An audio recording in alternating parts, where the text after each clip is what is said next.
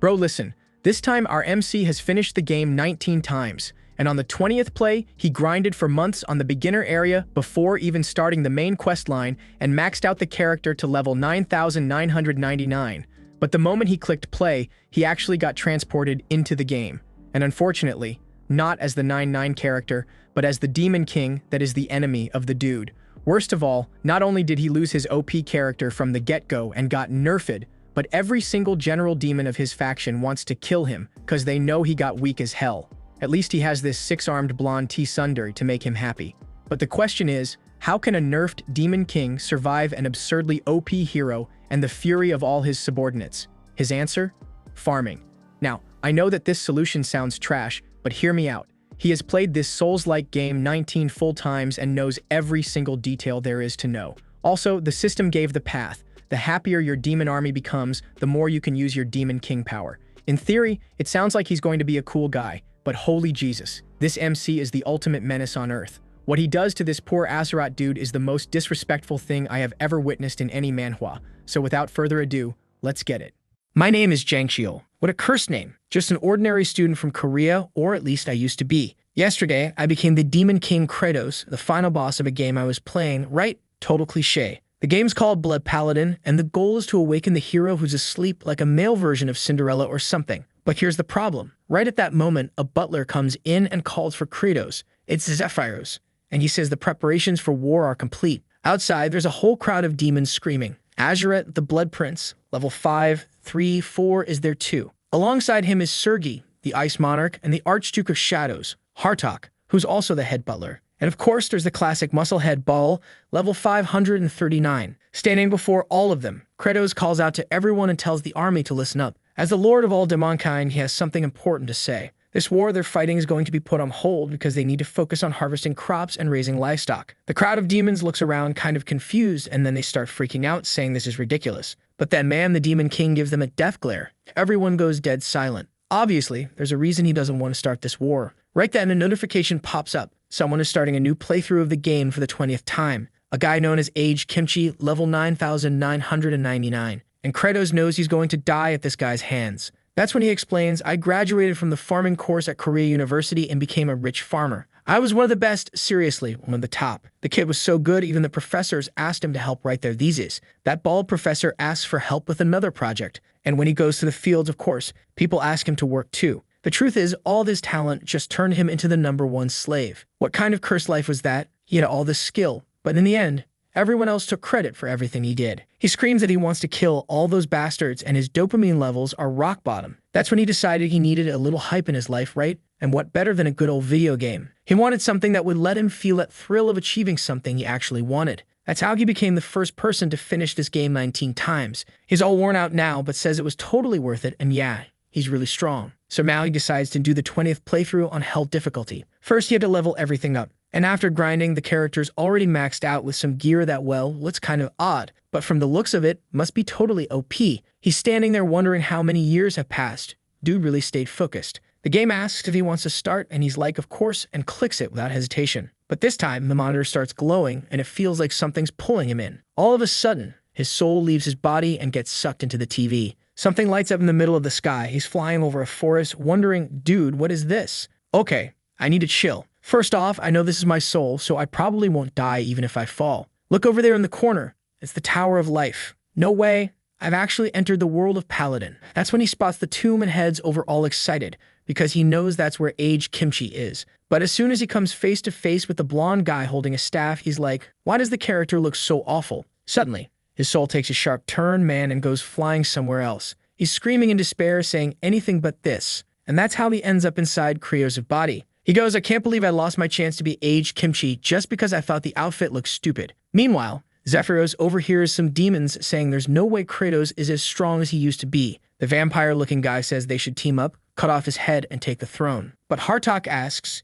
and what if he isn't weaker? 4 of us could die messing around like that. Sergi replies that she'll only go along with it if Azuret's the first to jump in. Bull, on the other hand, is just starving and doesn't care about any of this. Then the guy speaks up. If I can prove that the Demon King really has gotten weaker, would you all have the guts to do it? And right away, everyone starts smiling, saying that if that's the case, then yeah, they're in.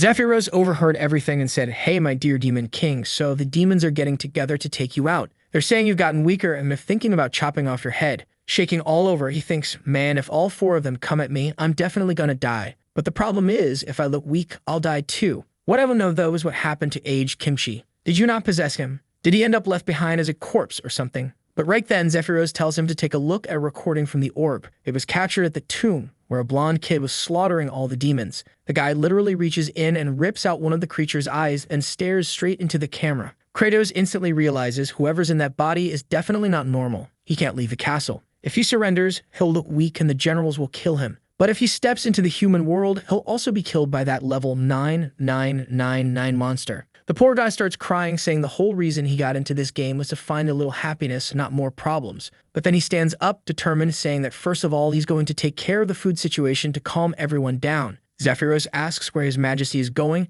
and he replies with an apology for not saying anything earlier. He's out looking for land to start a little farm. Zephyros gives him a weird look, and the Demon King's just as confused himself. Then Zephyros points out that he used to be arrogant and full of himself. So what's with the sudden apology? Kratos finds the whole thing strange. Zephyros was more like a background character in the story. He shows up once and gets killed by the hero. Still, for some reason, he was kind of popular. That's because when he died, he apologized to the Demon King for being weak. People thought it was amazing that someone could respect their lord that much. They kind of liked him for it. But now he's just being annoying, going on about how he's never seen a Demon King lose face this fast. Kratos tries to intimidate him, but Zephyros clearly doesn't care and tells him to just explain where this farmland is supposed to be. After all, if it's the land nearby, he should already know there's no way to grow anything there. Kratos responds, "I know this place is called the Land of Death, but with my current abilities, I can bring it back to life." He kneels down, scrapes the dirt with his hand, and eats it. My God. Zephyros immediately takes note, saying unfortunately the Demon King's mentally challenged and is eating dirt. Kratos tells him to stop writing, but he just replies that, well, it's part of his job. Especially considering the Lord seems mentally deteriorated at the moment, it's best to keep records. Kratos ignores him and spits out the dirt, realizing it has zero nutrients. Nitrogen is the basic element plants need to grow, and even though the atmosphere is 78% nitrogen, it only works if it's pulled from the soil. When humans figured that out, it marked the beginning of agricultural engineering. And Kratos knows that one way to make it happen is with lightning. When lightning strikes, it oxidizes the nitrogen in the soil. And guess what Kratos' main power is? Lightning. He slashes his hand and tries to activate the blood strike. But no, wait, that's actually what triggered when the hero died. He tells Zephyros to take a step back. Now for real, he cuts his hand, and man, it hurts like hell. He can't understand how that lunatic used this skill so casually every time. Then he feels something weird and looks behind him. His whole crew is just staring at him like he's weak. He jumps in fright from these bastards, and Zephyros says he's 100% sure he's gotten weaker. Kratos turns to him and asks if he's trying to kill him too. At that moment, he yells enough. The pain wasn't worse than dying. He activates the blood strike, but all that really happens is he stains the sun with his own blood, and it still hurts like hell. Then someone behind him calls out, "Lord Kratos, sir, are you feeling a little off today by any chance?" Right then, he realizes these bastards are going to kill him. Meanwhile, somewhere far off, aged Kimchi is out there. He has memories of his past lives and knows that more than 10 times he walked that same path. He used to carry something called the Summon of Duty, but now, whatever that was, it's vanished. And yet, he doesn't even know what he's supposed to live for anymore. He just stands there, lost in thought, while back with Kratos, the whole group is staring him down. Asura steps forward and asks if he's the great Demon King, the strongest of all demon lords. Kratos is freaking out. He knows this guy's insanely powerful, and right now he can't even manage to use a single skill. Asura, still staring, says, "This pressure, it's unreal. The fight hasn't even started yet, and the guy's already built up so much energy, his whole body's trembling. Still, he keeps going. So do you think you can take on all four of us?" 3 of them have already taken cover behind a tree. Kratos turns around and realizes he's completely alone in this. Everyone's just standing there, looking right at him, saying he should have figured out by now that it was hopeless. Now he's screwed because he's all on his own. He tries to say they're all demons, and they just go, "Of course we are." Out of nowhere, Zephyros pulls out a projector and says that according to demon law, fights like this are to the death. There's no backing out. Azurat, who was terrified just moments ago, decides to focus and tells himself not to be scared. The Demon King is weakened. Kratos, shaking all over, is stuck thinking, what does he do? What does he do? What does he do? He had just tested his strength, and considering how easily he pulled off that last move, he can't be that weak. But before he can finish thinking, Azurat charges at him, yelling that he's coming. Kratos remembers that this guy only really has 2 moves, a sideways slash or forward thrust. He thinks dodging will be impossible, but he ends up dodging anyway. A bit confused, he notices the guy still has the same habits. When his foot points forward, he always follows up with that direct attack. Kratos slips from the dodge and ends up sliding backward. Hartok comments that it's actually terrifying how easily he avoided that. If he had misjudged it, his arm would have been done for. Another attack, another dodge. Kratos starts to notice all the moves are just like in the game. The first time he ever faced this guy, he thought it was hopeless. He was fast, full of feints, always throwing in misdirection, and had a ton of attack variations. But after dying once, twice, 3 times, then 10, then 128 times, he started to get the hang of it. On his 19th full playthrough of the game, he even tried beating him without taking a single hit. And now in this real battle,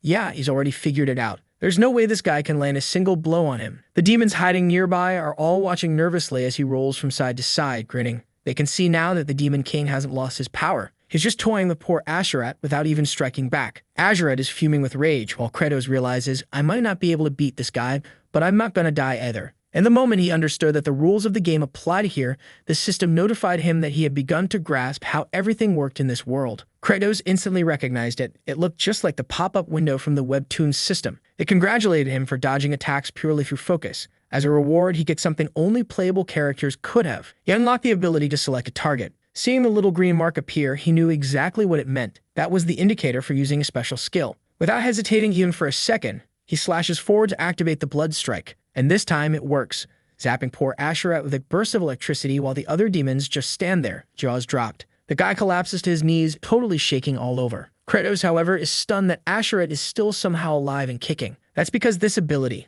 in the game, it always caused instant death, so he figures he better hit him with another strike, just to make sure he really goes down this time. The demons around them gasp, whispering, oh my god, he's only using a fraction of his power to avoid killing Asura outright, just so he can keep making him suffer. Meanwhile, Kratos has no idea how to finish this guy off for good. The system chimes in, but all it says is that he's destroyed Azuret's clothes, and now the guy's completely naked. At least with that, he unlocks a new system feature. Armor removal has been activated. He opens his inventory and sees the gear he had equipped. It's all there, but he ignores it for now since priority number 1 is making Azuret disappear. The problem is, he's just not strong enough to finish him off. Then he comes up with an idea. Since Azuret is already down by the ground, he figures he can hit him with some lightning. The impact would send a shock straight through and create the nitrogen he needs in the soil. Honestly, the guy's kind of a genius. But the other demons, they're all hiding behind trees, shaking in fear. Kratos calls out to Sergei and tells her to tie Azuret up. Poor girl just wants to know why he's going this far to humiliate the guy. He's already been defeated. But no, Kratos straight up crucifies the kid and props him back up. With that, the perfect lightning rod is in place. Suddenly, Azuret opens his eyes and declares that the immortal has recovered. Now he's convinced the Demon King has gotten weaker, because he's still alive. But he doesn't get to talk much longer because another bolt of lightning shuts him up fast, while nitrogen starts working its way into the atmosphere. Kratos then orders Hartok to cover the entire area in a fog so thick that water will start to fall from the air. Hartok is surprised and thinks, wait, is he trying to soak the area so the lightning hurts even more? Honestly, that's a creative way to torture someone. I've learned something new today. The fog rolls in and tiny droplets begin falling on Azuret's body, just in time for another bloody lightning strike to hit. Kratos winces. The ability hurts like hell every time he has to scratch himself to activate it. Meanwhile, Zephyros is just watching everything along with the others, and they're all starting to get a little freaked out. But the protagonist, he's celebrating. The ground's going to be rich in nitrogen, and before long, the harvest will be bountiful. More lightning crashes, and you can see the bolts stretching out into the horizon. Later, he digs up some of the soil and sees that things are starting to improve. The only issue now is that the grains are too fine. They won't penetrate the soil. He needs to create space and add the perfect material. Obviously, manure. So right away, he orders everyone to bring in a big load of crap. The guys, already drenched in blood, are standing there wondering if he's really planning to dump poop on poor Azuret. Meanwhile, deep in the forest, aged Kimchi is walking along when he hears someone crying for help. He looks to the side, and ma'am, he's just found a Javier and a Lloyd. Walmart versions. That poor knockoff Lloyd says they were attacked by goblins and need help, but Kimchi just gives him a look that makes them both start shaking. The guy pleads with him to calm down, saying he's not suspicious at all. But that outfit? Yeah, super sketchy. When he notices that Temu Javier has a hurt leg, he throws him over his shoulder and tells Shopi Lloyd to lead the way. They literally introduce themselves as Riva, Javier spelled backwards, and Bloyd. You can guess the rest. Javier wants to know who the blonde kid is, and he answers that that's exactly what he's trying to figure out. Back at the Demon King's castle, Hartok is asking how they're supposed to collect a bunch of poop and where the heck they're going to get it from out of nowhere. Serpi says she has no clue, but the whole request is disgusting. Ball groans that it's over. He hasn't eaten in ages and women don't poop. Hartok immediately replies that's not the point here. Even if they could supplement, he's definitely not using his own. The plan?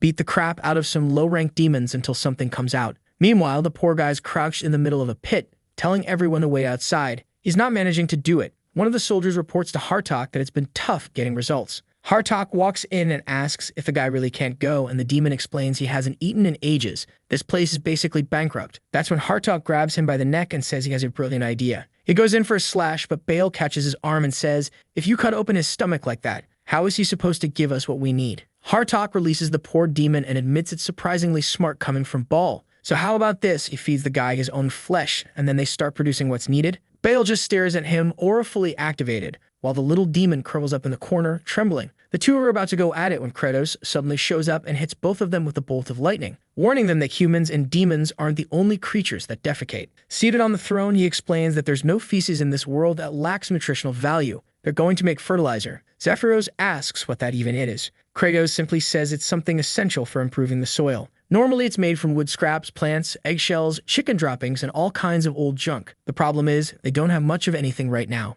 He asks for a map, and in seconds, it appears in his hands. Just like he expected, it's the exact same map from the game. He knows of a certain region teeming with a type of bird, though clearly these ones are pretty demonic. But the sheer number of them proves they can absorb a wide variety of nutrients from this land. Even better, since they live on peaks rising from the middle of the sea, it's the perfect place to find exactly what he needs. Zephyros instantly gets it and asks if he's planning to collect droppings from those demonic seagulls. He should know that place is called the Peak of No Return. There's nothing to hold on to, and if you fall, you're either crushed to death or dragged away by the waves. Kratos replies that he's already well aware. That area wasn't even meant to be accessible by players, but he managed it. And now here they are standing right in front of it. Everyone's wondering what the hell he's thinking this time. Countless people have tried to scale those cliffs, and obviously every one of them got swallowed up by the ocean. Kratos turns to them and says he's going to climb all the way up and throw down bags full of stuff, so they better be ready to catch. If this plan works, everyone's going to eat well. Baal looks around and remembers how thin everyone's gotten. Man, they're in bad shape. Thank the heavens the farmer Demon King finally showed up. Kratos recalls it was on his 30th playthrough that he finally decided to attempt climbing this place. After hundreds and hundreds of tries, he figured out the secret. He jumps as everyone watches and grabs onto the cliff. He knows he can pull it off because he knows how to exploit a certain glitch. His hand starts sinking into the stone and everyone's watching closely. Right then, Kratos opens his inventory and unequips everything. Suddenly, the whole crowd gets a full view of his bare butt. People start trembling in shock. He twists sideways and Serdi immediately turns away. He re-equips everything and clings to the wall like a lunatic. She peeks back with a crooked look. He unequips again, butt out. Then back to normal. Then butt. Then full body. Then butt again. He keeps switching body, butt, and suddenly, he's at the top like a total badass. A long time ago, he figured out this bug. If you unequip and re-equip gear mid-climb, you can slip through walls just a little. Right then, Bel says that if His Majesty promised to feed everyone, then he's got to do his part too. Zephyros tells him to wait, but the lunatic takes off running and throws himself at the wall to try and grab on. Kratos yells, asking what the hell he's doing. And of course, the guy slams right into the rock like an idiot and doesn't catch anything. Now it's the main character who has to grab Bel's hand. Again, while bugging through the wall, still naked. The problem is, Baal is the heaviest of them all. That makes Kratos stop and wonder, why is he even trying to save this guy? Baal is one of the 4 demons who literally want him dead. Even Baal himself looks confused, not understanding why he's being rescued. Then the protagonist remembers a friend who once said, "Bro, the professor's not gonna let me turn in my test. If I fail this, I'm done for. I'll become a slave, man. Please, can't you help me out? Just ask him to take a look at my grades. I'm sure if it's you, he'll listen. Every professor loves you." That guy was just a junior who followed him around all the time. And since the protagonist was the professor's #1 errand boy, maybe he really would have listened. But back then, he told the guy to handle it himself, because it wasn't his problem. He was worried that getting involved would mess with his standing with the professors, so he backed off. But now looking back, he realizes maybe he could help that guy. Just like right now, maybe he can help Baal if he pushes himself just a bit further. He tells himself he has to give it everything and go beyond his limits. Maybe then, the memory of that guy will at least end with a smile. He starts focusing all the strength in his body, and even though his arm gives out from the strain, he still manages to toss Baal upward. Of course, our boy gets hurt doing it, and the demon asks why he would go that far. He didn't have to. Kratos gets up and says, "Because this hurts less than abandoning a follower, and I'm not going to regret this." Out of nowhere, Baal starts crying, and Kratos thinks maybe that's how that student would have reacted too if he had helped him back then. All he can do now is say he's sorry. That's when the system appears and congratulates him for drawing out so much power from the Demon King's body without any help. As a result, he's earned the genuine admiration of one of the 4 great demons. From now on, every action he takes that makes demons happy will earn him points called HP or happy points. The happy points system has been unlocked. Kratos is completely thrown off by the idea of collecting happy points. What's he even supposed to do with that? Get a lollipop or something? But the system immediately responds, saying there's no way a game like this would hand out lollipops. Basically, every time one of his soldiers is happy and has a full belly, he earns a point. Those points can then be spent on attributes like stamina, defense, mental strength, and magic power. He needs to raise all of them to 100%. Then and only then will he have the full power that the real Kratos possesses. So he tries to buy 10% stamina, but it costs 50 happy points. On top of that, he can also use the points to upgrade his skills, but just improving one of them costs 250. Kratos thinks, this looks tough, but if I can get the farm going, maybe I'll be able to earn a lot. And besides, if I become stronger, my chances of survival will go up too. Plus, seeing people happy and full, yeah, that would feel amazing. His ego would be fed like crazy. Baal's standing there, watching him, thinking that this guy has the look of someone who's about to get killed. He shouldn't have been saved. And then suddenly, Kratos stretches out like one of those egg-laying birds and says, tell me he's about to dump it all down. It's for them to grab down below. Before the poor demons can react, he throws a rainbow arc of crap right in their faces. Kratos tells them to get ready and give it their all. A little while later, here we are surrounded by soil, eggshells, and a whole lot of poop. He turns to Sergi and tells her that since she has so many arms, she should chop all that stuff up. She immediately shouts back that she's the Ice Monarch. Her arms weren't made to play around with poop. He gives her a glare and calmly says that's fine. He's got another task she can handle in Ashurat's place. Unsurprisingly, she complies instantly. Kratos had jumped a bit when she yelled. These people from this world really are scary. And honestly, she's especially hard to deal with. But it was all fine. He was the Demon King. He could handle this with sheer willpower. He orders Hartok to flood the area with water, since he needed to moisten the soil. Hartok warns that if they get all that stuff wet, the smell is going to get even worse. One glare from Kratos and the guy is already airborne, doing exactly what he was told. Kratos then asks Baal if he's feeling better, and Baal replies that yeah, it's softer now, just like he said it would be. Step 3 was to gather some feathers and cover the whole thing. The problem was that doing just a small amount would take forever. To cover the entire area, there was no choice but to use all the demons. Something was bothering him, but he knew it had to be dealt with now. He would press forward using the authority granted to him as the ruler of this realm.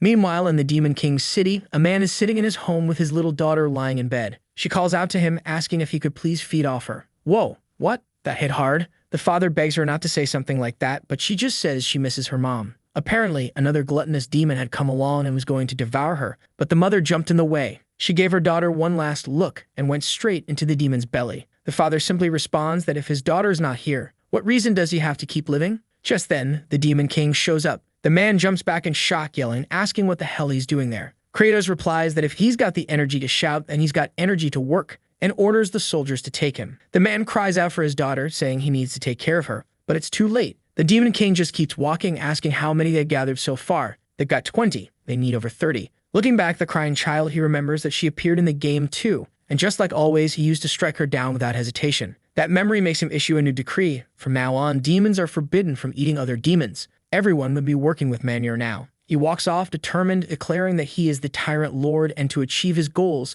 sacrifices must be made. Under the scorching sun, the demons, already scrawny, suffer even more. One of them grumbles, "Man, we're out here on a farm, ridiculous. We've got no energy, and we're wasting the little we have on this." Another warns him to watch what he's saying, but the guy continues, "We're gonna die either way. And even if this soil becomes fertile, what exactly are we planting?" Right then, Kratos appears and tells him he'll explain if he's willing to follow. That day, back during the fight, he noticed a flower growing near a tree. It was something that could be cultivated. He shows it to the demon and says, "That right there, that's what we're going to plant." Baal and the rest of the team were already out gathering more of them. The demon says he knows what it is, but it's not edible. In fact, eating it usually causes intense stomach pain. Kratos, however, pulls one out of the ground and says there's nothing else to eat in this land. They're about to finish the experiment. Whether it works or not, they'll find out soon. The man asks what kind of experiment he's talking about, and Kratos says, "Right about now, your daughter should be starting to eat it." The guy bolts off in a panic, begging for help, desperate to know why they're doing this to an innocent child. He prays she hasn't eaten any of it. He bursts through the door, only to find Baal and his daughter standing there. And the little girl, she already ate it. She's plump now, saying she feels totally fine and completely full. The father is stunned, asking if she's really okay. She nods and says she actually ate the same thing yesterday. Baal and Zephyros gave it to her. That's when Kratos steps in and tells him to believe it. In a certain land, humans also managed to turn poisonous plants into something edible. It's actually something famous called a potato. I didn't even know that. Potatoes used to be poisonous. Flute, overwhelmed, thanks Kratos for being so kind to someone like her. And just like that, a part of the army feels genuinely happy to finally have something to eat. For the first time, Kratos earns 1 happy point. He stares at the point he just earned, catches the little girl's smile, and remembers how she used to be a monster in the game. The contrast between who she was and who she is now hits hard. Just because he's the demon lord doesn't mean he always has to be serious. So he flashes her a warm, beautiful smile and tells her to grow up strong and tall. The other demons immediately assume she's being fattened up to be eaten later. That sweet, wholesome expression on his face. Poor thing. That was all it took to confuse everyone. The next chapter opens by talking about a region called Chavin de Antor. This territory is divided into 5 zones, and Chavin is the farthest one out. The nights there were freezing cold and the days were scorching hot. In a place where no crops could survive, even poisonous plants were considered food. Most people should have died trying, but of course, the humans never gave up. Back in the village, Flute's father kneels and tells the demon lord that everything's been laid out. That's when our guy orders Belle to stomp all over the place and crush every single potato. After that, they're going to leave the entire batch out to freeze overnight for 5 days. Freeze, thaw, over and over again. Slowly the batch would become edible, turning into potatoes that wouldn't cause stomach pain. Once that's done, it's time to call in Zephyros and get the squad ready to produce even more fertilizer. Snack prep time had officially begun. The line forms. Kratos steps up and announces, "All right, everyone. There's not much, so you're only allowed to take 2 at most." Zephyros finds that a bit odd. After all, they've got tons of soil. Why not just grow more potatoes? Kratos explains that what they have now is far from enough. Not only that, but it's going to take time to scale things up. The plan is to let people get used to the idea that these things are edible, then they'll multiply production by 1,000. Still, all the demons are just standing there staring at the food. They're not sure if it's really safe to eat. From the back, one man says his daughter already tried it and felt fine, but another one barks at him to stop being an idiot and just look at the demon king. That's not the face of someone handing out food to be generous. Even so, the guy steps forward with nothing but sheer courage, throws the potato in his mouth, chews it, and swallows. Then he starts crying and declares, "Long live the demon king." Once the first one ate and didn't die, obviously, everyone else followed. All they could think was, he really gave us something we could eat. And just like that, everyone raised a hand and shouted that Kratos was incredible. Seeing that kind of celebration, Kratos mutters that there's definitely something off about this cheer. They're going to have to change that chant real soon. Off to the side, Zephyros is thinking that maybe, just maybe, this lunatic really might end the starvation in this land. With so many full bellies, Kratos racks up 51 happy points. Finally, he can level up a bit. Looking over his attributes, he wonders which one would help him most right now. As he's deep in thought, Zephyros calls on the entire farm squad and orders them to return to the village to spread the word. Real, edible food can be grown in this land, and any demon who shows up to help will receive a voucher redeemable for potatoes. Kratos is honestly impressed that this clever little guy is actually being useful. And just like that, everyone's harvesting potatoes and planting more. Sergei's slicing up manure, Hartok's moistening the soil, and yep, poor Asura is still tied up out there. Kratos tells them to move him 10 steps to the left. That spot is perfect. They pin him to the ground and he gets hit with another lightning bolt. Kratos sighs and says it's rough having to do this every day just to generate enough nitrogen. But now that they've gathered a good amount, it's time to move on to the next step. The issue is, even with all the resources they have, it's still hard to cover everything. While he's mapping out the plan, Azuret's lying there begging, just begging, to be killed already. Kratos hits him with another blast without even flinching, still thinking to himself that what he really needs right now is some soldiers who can work non-stop without complaining. Maybe he has no choice but to wait for what's coming next. In an earlier conversation, he had asked Zephyros if he had really summoned the Star Masters. Zephyros said yes for now. He had asked them to halt all attacks and return so they could focus on farming. The problem? He still hadn't received any replies. Kratos wonders if those damn messengers just starved to death on the way. He really does need help. It's getting hard to spread manure all over the place by himself. The scene shifts to the Death Cliff, the first zone in the region. A demon reports that, according to the latest scouting, Lord Kratos had actually begun developing agriculture and producing edible food. The mustached one scoffs, saying Kratos must be doing all this because he's scared. That's because every time a demon dies, Saruthal, the father of the dead, gets stronger. Kratos must be trying to stop the war so neither of them gains any more power. Saruthal then asks if all the messengers sent to other regions have been dealt with. The demon confirms no one else knows that Kratos wants to call off the war. Saruthal nods, satisfied. He says it's better this way, every demon has to starve. Only then will they all become fuel for his power. Once he's gathered enough strength, he will become the true demon lord. Then he calls for Fikimir and commands him to destroy everything Kratos has built, especially anything related to farming. During one of the freezing nights, poor Asura is still tied to the cross. Ficamir walks past and thinks, good lord, this guy. That Lord Kratos is brutal. He really turned Azurat into a full-on corpse just to make an example out of him. But he reassures him, don't worry, Azurat. Sarvithal will avenge you. He summons a horde of spirits and orders them to destroy the land so that it can never be used again. The spirits rush in and find a huge pile of something covered up. One of them mentions that this is the famous manure Lord Kratos had been guarding so seriously. Ficamir grins, it's perfect. He tells them to toss it everywhere and ruin all of Kratos' plans. Azurat watches from the corner of his eye and remembers a conversation where Kratos had said that the manure had to be mixed into the soil and completely broken down. The problem was, they didn't have enough demons, everyone was too scrawny, so it was way too much work. And now here's Ficamir, celebrating and declaring that this is the end of Kratos.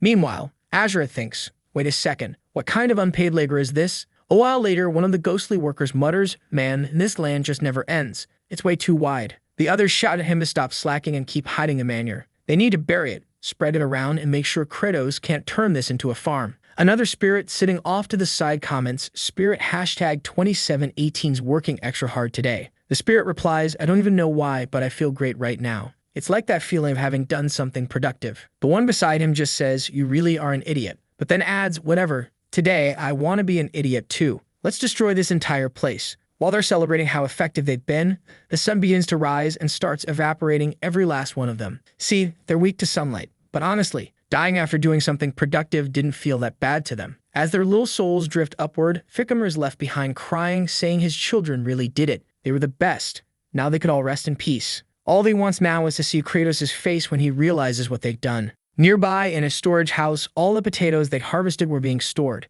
The problem now? Preparing them. Kratos explains that they're in a dormant state. Even if planted, they wouldn't grow. It's like a sleeping potato, he says, and you yanked it out by the hair. At that moment, the potato kind of fainted from the shock. He knows this dormant state will pass faster if he keeps the potatoes at around 4 degrees for 2 or 3 weeks and then moves them somewhere warm. The problem is, he was hoping to count on Surti for help, but she's been totally grossed out lately and clearly doesn't want to work. And Hartok doesn't look too thrilled with him either. At this point, Kratos is trying not to piss off either of them, since they still look like they're one step away from turning on him. He tried raising the temperature by making the crew do squats, but the poor demons had no energy left and just passed out. Thinking it over, he turns to Zephyros and says they're heading to the farms. He had to do whatever was in his power. At the very least, he could inject some nitrogen into the soil. But when they got there, the whole place was steaming. He stops in his tracks.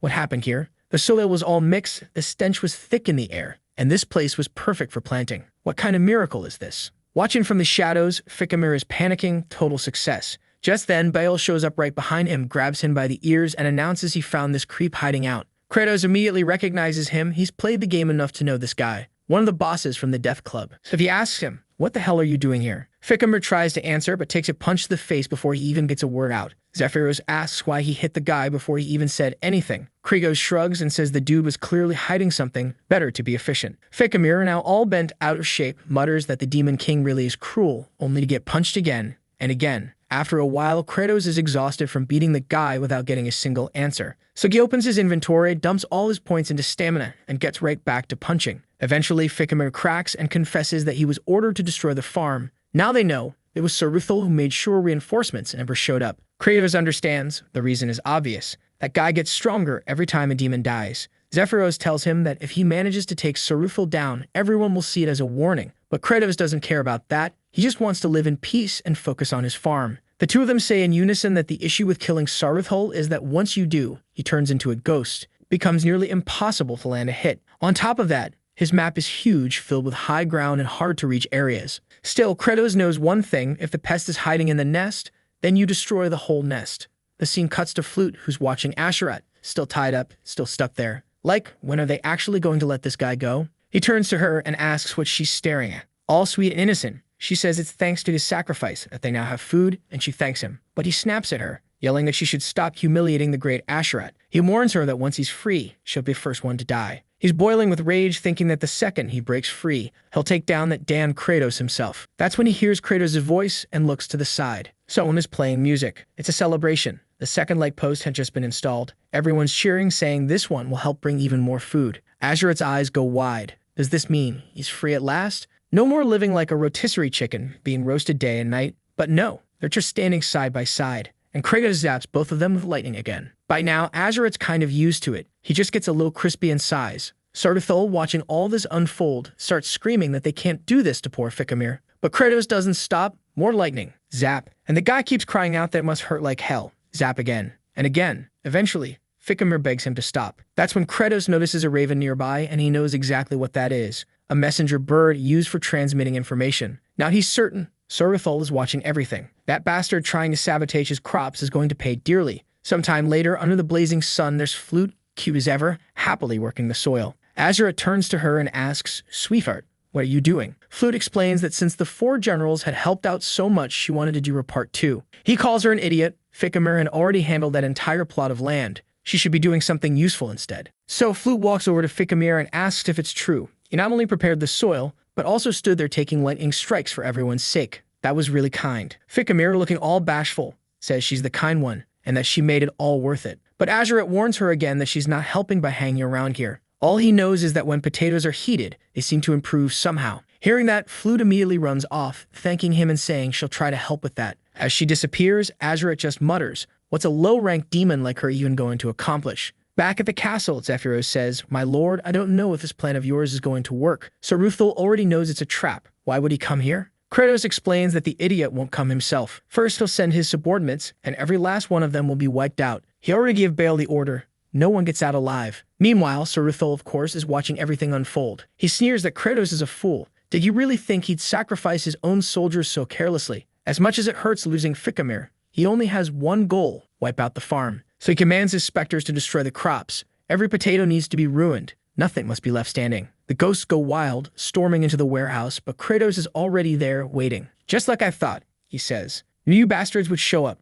Welcome to the cemetery." He remembers the first time he ran into this guy in the game. He panicked. Saruthal's second elite squad was a nightmare. Their biggest problem? They'd always moved in large groups. The worst part, if you touch them physically, they'd latch onto you and drain your age, along with any currently equipped abilities. But he knew the trick to beating them. He asks, "All right, who wants to get deep-fried first?" The secret was simple. Use magic, especially lightning. The specters panic, realizing it's a trap. But Kratos smirks. Too late. This is the real trap. The doors slam shut. Strange blood seals them. And that blood, it's his. Kratos unleashes a massive area attack, lighting everything up. He yells for the guards to rush in and strike now. Demons pour in from all sides. With their ghostly forms gone, the specters are easily overwhelmed and tortured. Kratos watches it all and thinks, man, this plan was so Demon King alpha-level genius. He even says it out loud. Maybe I really do belong in this world. The only downside? A few of the little spirits hadn't been burned and were zipping around, throwing lightning bolts like nothing. But suddenly, right from the potato pile, Flute pops out.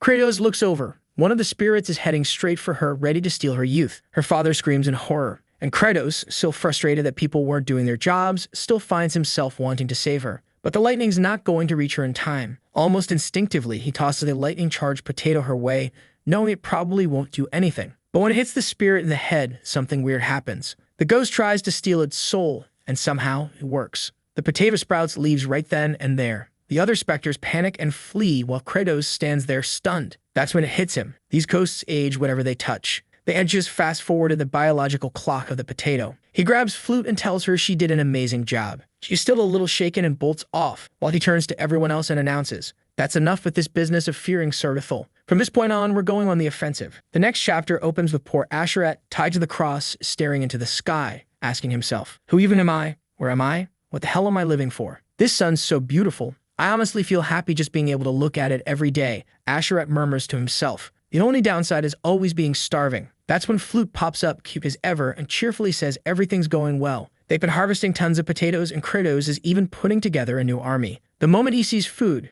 Asura starts freaking out, shaking his head frantically. Flute tells him she'll give him just a little and tosses a small potato at him. It hits him square in the eye. He yells that he's going to kill her, but she throws 3 more. 2 hit him right in the eye, and 1 in the mouth. As much as it hurt, it was delicious. That bite alone made him feel so good that Kratos even earned another happy point. After everything he'd done, he was up to 302. He didn't even know who the last one came from, but it didn't matter. The more, the better. He needed every bit of it to prepare for the assault on Sardathol. He calls for the army and tells them to get ready. They're almost there when a few ghosts shout, "They're gonna cut the bridge." And sure enough, they cut it without hesitation. But hold on, Kratos just jumps. They yell that he's a moron, but of course he's about to use the butt glitch again. The spirits are confused. He turns his back, glances once, twice, and boom, he's already on top. The 2 ghosts flee, muttering how terrifying that demon is. Kratos turns and thinks it all went just as planned. He points to Zephyros and bolts ahead. Saruthil points from a distance, telling the ghosts to kill him now that he's alone. Kratos charges forward, but of course uses the glitch again. The guy only has one real move. The spirits try to grab him, but just as they're about to, he sinks into the ground. Eventually, he reemerges, surrounded on all sides. The spirits close in, saying that even he, the Demon King, will eventually run out of stamina. But Kratos says flatly, "I'm a veteran player." And just then, potatoes start raining from outside, a barrage of them. The moment they hit the spirits, the ghosts start getting absorbed, converted. Zephyros watches in awe, thinking, "I really wasn't sure this time," but once again, the Demon Lord's plan worked. He remembers when Kratos explained that they gather all the enemies in one spot, and all they had to do was fire potatoes at them. And it worked. Plus, Kratos knew of a secret shortcut straight to Saruthil. After 19 full playthroughs, of course, he knew every path, crack, and hidden corner. When he was exploring that area on the map, he saw a weird structure. He thought, why is this even here? The texture looked off, so he attacked it, and sure enough, found the hidden path. That's how he discovered the cave that led straight to Saruthil. He also came across a metamorphosis elixir and a compressed soul made from countless corpses. Who knows what that does? Back on the ground, demons are celebrating. They finally had something to eat. And that's when Kratos suddenly remembers his grandma, telling him that he looked like he'd been starving lately. She promised to make dinner that night. But yeah, he ended up going by ambulance instead, didn't he?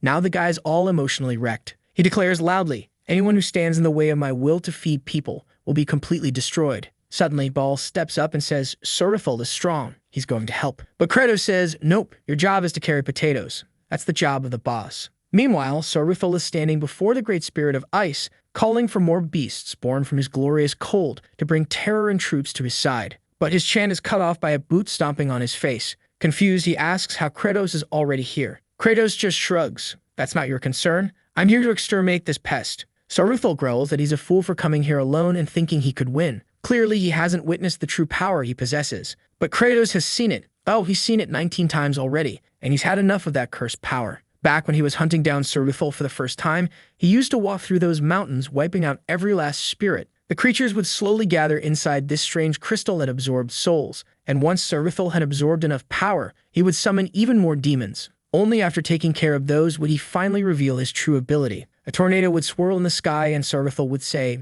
"You're strong, Kratos. I'll give you that." And then he'd grin and say, "Which is exactly why I'm going to win this fight." Boom, he transforms into Kratos 2.0. Yeah, the guy could perfectly copy enemy stats and replicate their abilities. Since he was a boss from near the end of the game, obviously by the time you fought him, you'd be insanely strong, and that made him just as powerful. But this time, the stats he copied were from Kratos at that exact moment, and let's be honest, he wasn't all that strong yet. Saruthil charges at him, but Kratos opens his inventory and immediately starts pumping points into dexterity. Right then and there, he dodges the first hit and nails Saruthil in the stomach. Saruthil swings again, but Kratos boosts his strength and throws hands back, blow for blow. Saruthil shouts, "This is impossible. How are you at full power already?" Kratos replies, "If you want to work in agriculture, you've got to keep a clear head too." Saruthil prepares a lightning spell, slashes his hand to trigger it, but Kratos is already boosting his magic power and mental strength and fires his own lightning attack. And of course, Kratos' bolt is stronger. It blasts through Saruthil, turning him into a puddle of sludge. The gooey mess drops to the ground and looks like he's done for. Then the system chimes in. Since all attributes have been acquired, he now has permission to summon the throne and the farmer. And yeah, it totally looks like a Game of Thrones chair. But instead of swords, it's covered in pitchforks, straw, watering cans, and all kinds of farm stuff. Kratos lights up. Finally, he's getting some proper equipment. But the puddle speaks up. This isn't over yet. And Kratos just sighs, "I figured." There's always a second phase. Saruthil transforms into an ancient dragon. Kratos steps back impressed. Okay, the bastard really does look like he's got a ridiculous amount of HP. But he had a plan. Right then, Baal crashes in, kicking from behind, bringing the whole squad with him. Kratos smiles and says, "Straight out of the game's final stage." Saruthil hesitates for a moment, even gets a little teary-eyed, and asks if they can maybe talk this out. Nope. The whole squad jumps him, every demon, even the farmers. They beat him down relentlessly. Kratos just watches, thinking about how these were the same guys who were starving not long ago. He then decides, now's the time to summon the throne. In the middle of the sky, clouds start swirling and the throne descends from above, straight towards Saruthil. Boom! Obliterated. Kratos just stands there, stunned. The demons look at the crater, realizing Saruthil got completely flattened. They start cheering, saying they never imagined the Demon King could be so savage. Finishing off the enemy by dropping a throne on his head, that was a first. Kratos has no idea what to say. That definitely wasn't the plan, but still he joins in the celebration. Now that was the perfect ending. Not far from Azurat, Fikimur starts glowing softly, his form lighting up all cute. The entire field had been turned into fertile land. The potatoes were ready. The greatest threat was gone. It was time to begin the planting season. But just as they're wrapping up, Sorgathol's crystal starts shaking. The system notifies Kratos. This was his 20th time defeating that boss. Kratos realizes, yep, the game remembers. And as a hidden reward, a secret event gets triggered. A spirit trapped inside that crystal was about to awaken, depending on how it had been treated. The crystal begins to let out a thick mist. Kratos steps closer, trying to understand what's going on. And of course, because this is his world, there had to be something kinda cute coming out of it. Well, maybe not super cute. It's a dragon, but still, it flashes him a little smile, even though it's asking for a T-bone steak. Kratos struts up with full swagger while the little creature blinks and quietly wonders, is this guy my dad? He picks up the baby dragon, who clings to him, and all you hear is, steak, steak. The little guy was happy. He thought he was going to be born into this world without ever having a dad. That is, until Kratos looked at him and said he was really cute, and the dragon started trembling all over. They're heading back home with the whole squad cheering, yelling that they're gonna feast tonight. The dragon looks a little nervous, and that's when Kratos turns to him and says, first, you gotta grow big before you get eaten. The poor dragon instantly thinks he's doomed. He's 100% convinced he's being fattened up for the slaughter. But just then, Kratos stops walking. He looks ahead and sees the entire demon kingdom gathered, jumping up and down with joy, celebrating their return. Families are waving at their kids, all happy and wholesome. The little dragon starts to notice that, strangely, the energy here feels kind of positive. The demons aren't even that scary, until he sees Kratos from below again. Later on, the dragon's tucked in the corner of a room, shivering like crazy. Poor thing. Kratos is just staring him down. The second their eyes meet, the dragon freezes up again. He's sure they're just waiting for him to grow a little more before cooking him. Kratos, meanwhile, is trying to figure out what on earth you're supposed to feed a dragon. He assumes these kinds of creatures only eat refined gemstones or some rare exotic stuff, which obviously is impossible to find around here. Suddenly, Zephyros shows up and says things aren't going as smoothly as expected.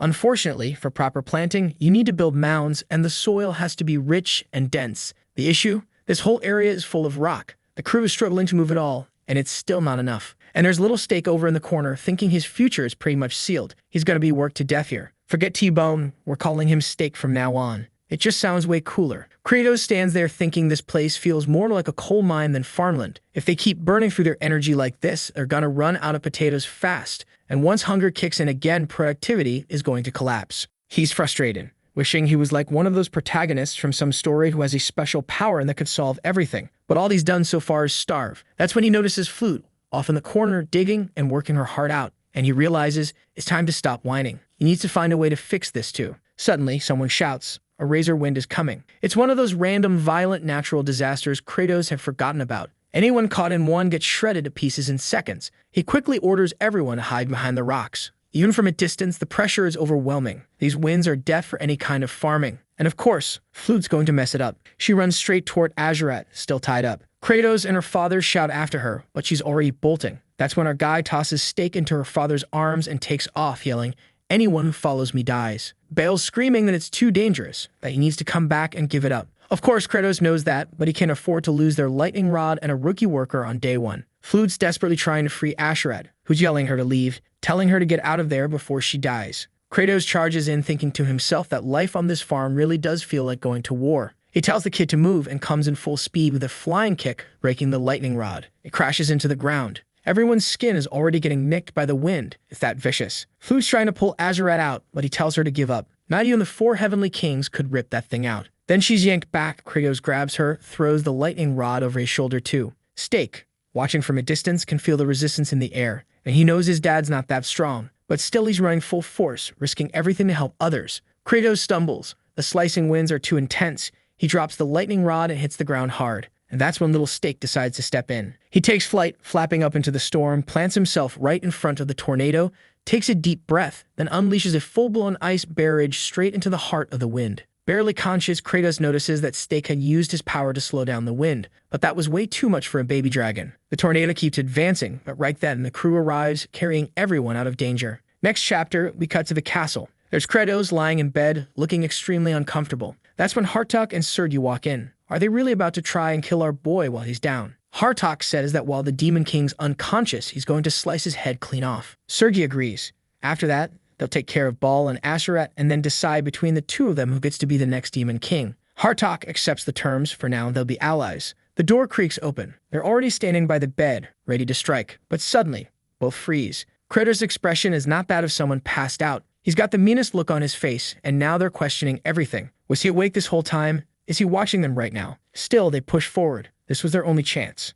Just as they're about to move, Azurat and Baal show up. Azurat looks like he's been through hell. 10 whole chapters getting zapped like a lightning rod. And Baal says, the Demon King's sleeping. Don't go messing with his map. But even looking at Kratos' face, they can't believe this is the expression of someone who's unconscious. Baal warns them. If they try to kill him and accidentally wake him up, they already know what's going to happen. Hartok says, I get why that musclehead over there is loyal. But you, Azurat, why the hell are you standing with this farmer now? Azurat replies, it's just this once. Next time, he will kill Kratos. But for now, he owes him a life. Hartok points out that these potatoes have already caused nothing but trouble. If this fails now, everyone's going to starve. And Azurat responds, that's exactly how it works. If you don't want to starve, you've got to put your life on the line. He admits he'd rather risk his life in war than in farming, but hey, it is what it is. Hartok just scoffs and says they're both fools, then turns and walks out, muttering that they're all gonna regret this real soon. Suddenly, someone yawns. Kratos wakes up and spots Azurat. Azurat quickly blurts out, don't get the wrong idea, Demon King.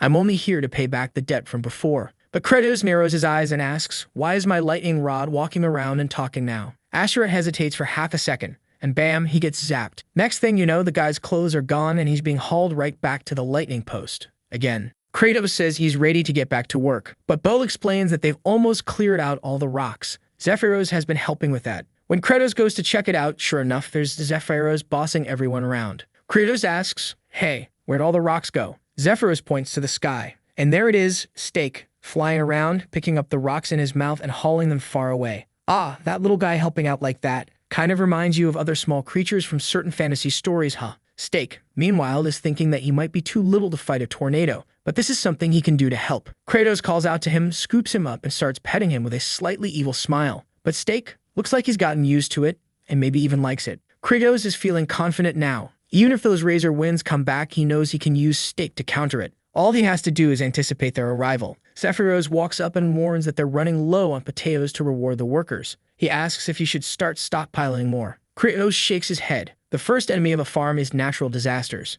The second is cost. Those are the two walls we need to break through. Elsewhere in the castle, Sergi removes her helmet and hold on a second. Is she a badass elf girl? Yep. Only downside, she reeks of manure from working in the fields all day. There's also the tiny detail of her having 6 arms. But let's be honest, some of you out there probably wouldn't even hesitate. I would never say a bath would fix that. Just then, someone knocks on the door asking to speak with Sergi. She recognizes the voice. It's the Demon Lord. She immediately says there's nothing they need to talk about. He asks her to open the door, please, but she insists she wants to avoid any interaction with him. He tells her it's impossible to talk things out without being face to face, and then says he's coming in. She turns to yell at him not to break the door, but of course he's already using his usual glitch. Yep, he's suddenly standing calmly right in front of her, while she wonders why on earth this guy just barged into a lady's room. Suddenly, Kratos drops to his knees. She's confused. Then he says without her, he really can't do anything. She's taken aback, just for a second, and the next moment, her cheeks are bright red. Meanwhile, Kratos is thinking that if this is what it takes to save money, then yeah, he'll kneel. What he needs right now is a sharp blade. Sergi is flustered, twirling her hair like a princess, saying that if he's asking her like that, how's she supposed to say no? Kratos, on the other hand, is totally lost. He has no clue what's happening. It's clear this girl loses her cool way too easily. Cut to, standing in front of a giant pile of potatoes. Kratos tells her he needs her to slice all of them in half for planting. Reality smacks Sergi in the face, sheep and played. Still, it's kind of an upgrade. At least she's slicing cute little potatoes now instead of shoveling manure. But of course, Kratos asks her to cut perfectly, even separating the little green sprout ends to opposite sides. He holds up 2 and tells her to sort them, then tosses them, and before she can say no, she draws her sword and slices them in midair. Kratos jumps back, stunned. You seriously cut them that cleanly? He's in awe. He turns and says he was right. She's the only one who can pull something like this off. Smooth talker, the king of psychology, and Sergi, she's weak to that. But she snaps herself out of it, swearing she won't fall for that again, until he gives her that look and gently grabs her wrist. Then he steps in close, she's flushed red, and wipes the blade clean, making it shine. Sergi asks, what are you doing, Demon King? Kratos replies, there's some potato juice on it. Of course I have to clean it. Sergi's mind is racing. Is this guy insane? That look, why does it feel so warm, so sincere, so intense? Kratos is calmly thinking that a clean blade is perfect for hygiene. After all, she was chopping up poop just a little while ago. Then he says he's asking one more time. She's the only person he can count on for this. Sergi turns away, cheeks red, and says fine. She'll help, but just this once. While thinking to herself, this dumb Demon King, he really can't do anything without me. Right away, he sprints off like a kid yelling that she's amazing, and he'll go get some water. They'll be cutting all night long. While the potatoes start flying, Hartok can be heard nearby, overhearing something like, "Don't hold my hand like that. Open your arms to the side." He peeks into the scene, our demon king assisting his precious little servant, and Hartok immediately realizes Sergi had become one of those brainwashed fools, voluntarily working for this guy, all because of a few compliments. Meanwhile, Azure is still out there in the sun, wondering what the point of life is, what his goals are, and what the future holds for a lightning rod. That's when Flute shows up and says they can play that potato throwing game again. He tells the low-class brat to get lost. As soon as he's free, he's going to eat her alive. But she just keeps pelting him with potatoes anyway. And once again, Hartok is watching. He's certain now Azure is done for. There's no saving that one. Then someone yells, "The potatoes are here." It's Ball and Zephyros, hauling in piles of potatoes. Hartok just stares. Even Bo, there's no hope left, especially for someone with intelligence that far below average. The demons were all crowding around Sergi, thanking her non-stop, saying that without her, none of this would have been possible. She stood there awkwardly, telling them to cut it out, that she didn't do it for anyone else. Hartok was watching, and he could see it in her eyes, that soft, fluttery look. That wasn't the face of a cold-blooded demon general. It was ridiculous watching demons cry over potato seeds. They should be ashamed. Everyone in this place was a complete idiot. But he, Hartok, the intellectual pinnacle of Demonkind, he would steal that throne. Kratos tells everyone to keep planting. Soon something amazing would sprout from this soil, and when that happened, they have to cut off the sprouts from some of the plants. Baal volunteers to do the cutting, but Kratos tells him to shut up and keeps explaining. He says each potato they planted could grow between 3 and up to 6 sprouts.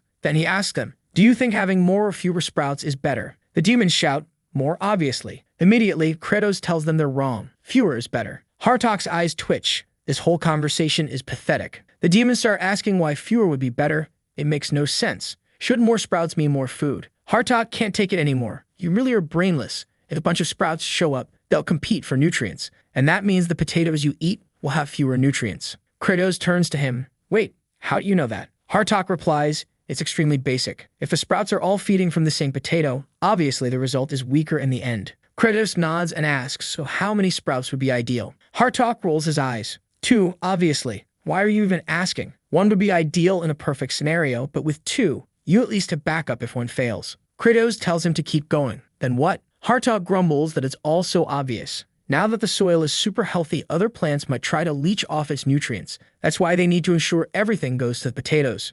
In short, they have to pull out anything that's not a potato. Anyone with half a brain could have figured that out in a minute. Kratos claps and tells everyone to applaud, because clearly they've got a genius among them. Everyone starts cheering, "Genius, genius, genius." Hartok's losing it. His mother always called him an idiot, and now tears? He's crying. Even he doesn't understand why. Kratos smiles and calls his name. Finally, I found someone wise and brilliant among Demonkind. From this day forward, Hartok would be the head of the farmers' division. Hartok thinks it's absurd. His intelligence was built for thievery and murder. But Kratos turns around and tells everyone to show proper respect to the elite of their race. Everyone starts chanting, "Elite, elite, elite." Hartok wants to kill every last one of them. But instead, he steps forward and says they better listen carefully to what he's about to say. In the background, Kratos watches. He knows it worked. The demons cheer. He just won another psychological battle. He saw through Baal's neglected heart and managed to turn him into a loyal subordinate. He gave Azurat a friend, someone who once swore he'd never have one,